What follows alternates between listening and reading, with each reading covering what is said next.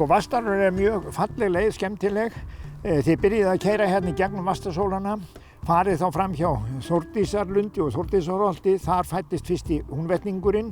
Þið sjáu mjög fallegt stöðuvatn í dalnum þegar þið komið þarna, heitir Flóðið. Ef þið haldið áfram þá farið þið fram hjá fæðingarstað Agnesar á Flögu.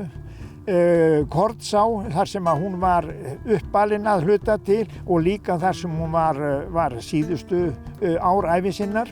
Hún var ekki í húsinu sem að þar endurgert mjög flott hús sem var byggt 1880 og bak við það hús er húsið sem Agnes annars vegar ólst upp í, eða sem sagt þar var húsið sem Agnes ólst upp í og síðan þar sem að hún var geymd síðustu mánuðina fyrir aftöku, en það búið að rífa það.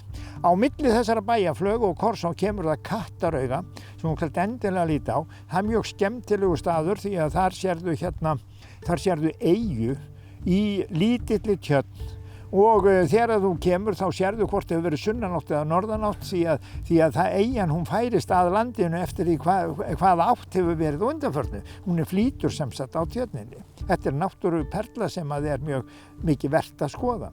Framar í dalnum er staðurinn þar sem að Grettir glímdi við Glám og svona má endalaust telja og svo hefur náttúrulega verið fullt af snillingum sem hafa búið í Vatnsdal allar götur síðan.